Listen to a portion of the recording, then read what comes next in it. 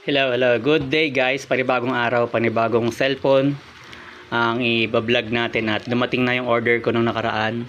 Kung maalala nyo, ito yung order ko sa my tablet ko, Infinix Note 50 256. So, nabili ko siya ng 7,148 and mabebenta natin siya ng around 8K sa wholesale, no? Kung hindi wholesale, pwede natin ibenta ng 8.5.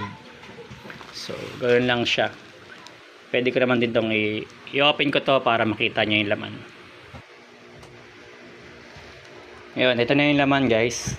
Note 50. So, ito yung kanina, pinagbalutan niya. Sa likod ko tinira. Ayan. So, color tin gray. Ayan, pit gray. Ayan, pit titanium.